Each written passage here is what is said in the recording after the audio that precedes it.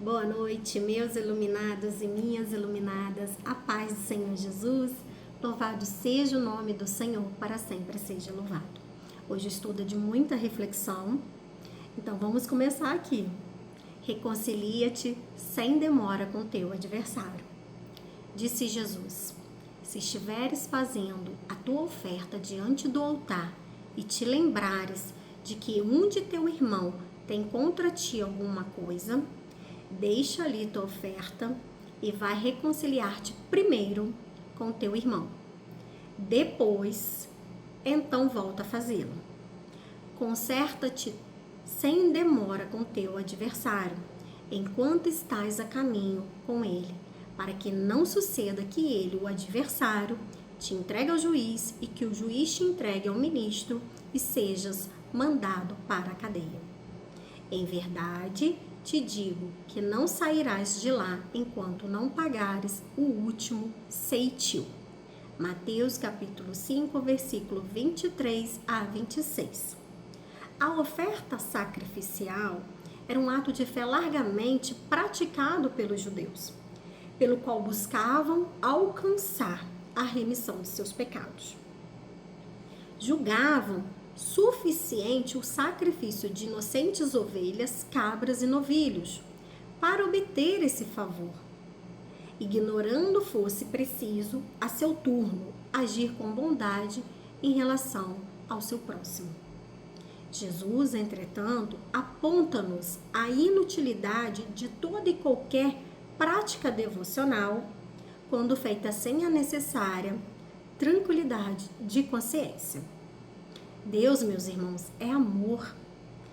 E com sentimentos ou propósitos inamistosos no coração, é impossível entrarmos em sintonia com Ele ou recebermos a graça de seu perdão. Assim, sempre que nos sintamos ofendidos por alguém, em vez de lhe censurarmos o procedimento com terceiros, o que nos cumpre fazer é entender-nos direta e francamente com o nosso ofensor. É bem provável que não tenha tido a intenção de magoar-nos e que seus esclarecimentos satisfaçam-nos plenamente. De qualquer maneira, é sempre mais correto esclarecer os atritos e dificuldades agindo dessa forma, do que dando livre curso à maledicência.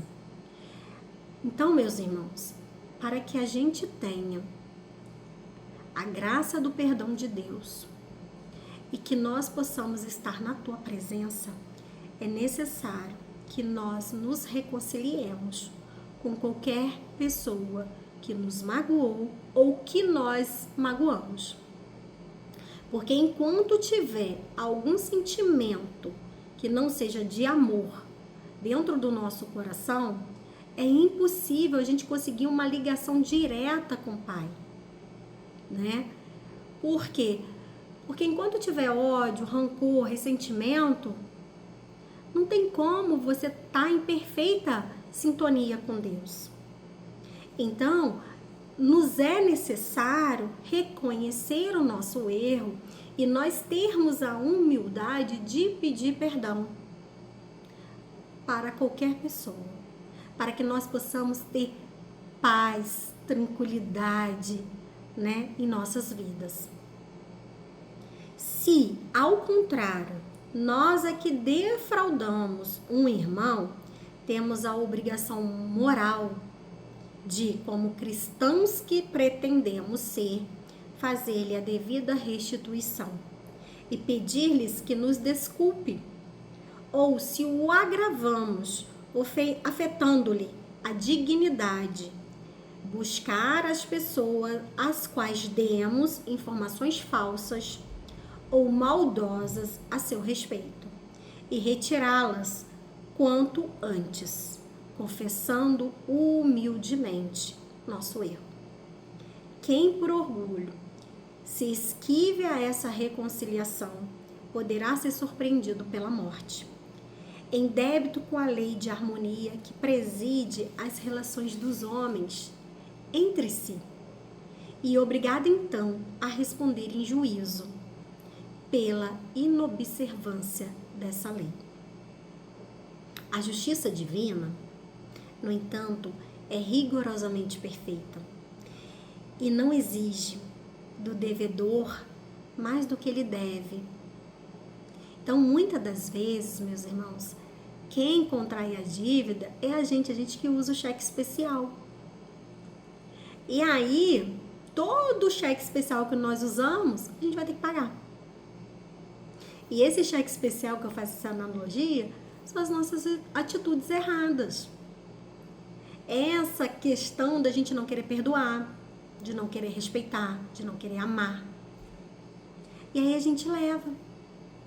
Só que a gente não engana Deus. Quando a gente chega lá, ele fala assim, aqui ó, ficou faltando aqui.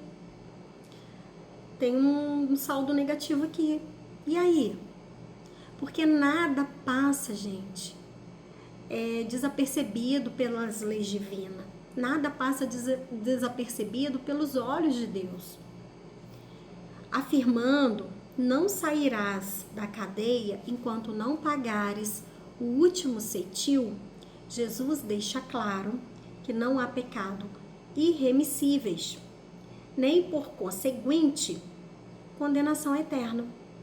Olha que maravilhoso. Ele não nos condena eternamente. Se nós reconhecermos o nosso erro e nos arrependermos verdadeiramente,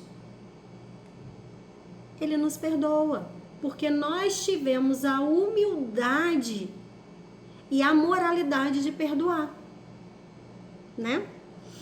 Nossas dívidas, por maiores que sejam, expressam-se por um valor determinado. Tem um limite e, desde o instante em que paguemos o último ceitil, já não ficaremos devendo nada e, pois, seremos postos em liberdade. O que vale dizer, seremos novamente senhores de nosso destino, podendo, trabalhados por essa amarga experiência, caminhar com mais segurança, rumo à felicidade reservada a todos os filhos de Deus. É difícil viver sem adversários. Por nosso próprio orgulho, quando alguém nos ataca, geralmente revidamos. Entramos em sintonia e respirando o mesmo magnetismo toldado pelo ódio e pela vingança. Perdoar as ofensas é isolar-se dessas vibrações inferiores e conquistar serenidade. Reconciliar-se com os adversários nos preceitos do Cristo é reconhecer-lhes, acima de tudo, o direito de opinião. Não exijamos a estima ou o entendimento dos outros e jamais nos preocupemos em demasia com apontamentos depreciativos que se façam em torno de nós. Então, quem pode quebrar qualquer vibração negativa perto de nós é nós mesmos. A gente não entrar dentro dessa onda. Eu escolho se eu vou entrar na onda mental do outro. E a partir do momento que eu não queira entrar em nenhuma onda negativa, nada me atinge. E o amor, ele é um muro de fogo contra tudo isso, meus irmãos. É difícil? É, mas não é impossível, porque Deus não nos ia pedir algo impossível. E Jesus veio aqui para nos demonstrar isso, para mostrar que nós somos sim capazes, mas depende da nossa boa e sincera vontade. Se eu não tiver boa vontade, eu não vou conseguir. Eu vou ficar estagnada, eu vou entrar dentro dessa onda, eu vou surfar essa onda. Vamos escolher as ondas que a gente vai surfar, meus irmãos, né? Aprender com o próximo é disciplinar a si mesmo, é desejar ao semelhante o bem em quaisquer circunstâncias. É muito difícil, mas não impossível. começando na área das emoções, impedindo que a revolta, ocasionada pela inflamação dos sentimentos, seja acionada em direção ao ofensor, pois desta maneira não fica caracterizado o perdão. Perdoe do fundo do seu coração. Ore e vibre muita luz por seu adversário. Se possível, entre em entendimento enquanto estás a caminho com ele. Se não conseguir, entregue a Deus, mas ore com fervor e permita que Jesus o auxilie. Tem uma passagem, eu já até falei em outro vídeo aqui do The Chosen, que Pedro não consegue perdoar Mateus, né? E aí, Mateus também vai a Jesus e pergunta. Jesus pergunta a Mateus se ele já tinha pedido perdão. E ele fala que não ia ser necessário, porque Pedro não ia perdoá-lo. E aí Jesus fala para ele: o perdão é um presente que o outro te dá. Mas a partir do momento que você pede o perdão, é porque você se arrependeu. Agora, se o outro vai te perdoar, é um presente que ele vai te dar, meus irmãos. Mas faça a sua parte. Não se ressinta. Não faça algo que possa ressentir o outro. Tenha atitudes mais dignas, mais edificantes, de luz, para que as pessoas venham surfar na sua onda de paz, de harmonia, de tranquilidade, de boas vibrações, tá?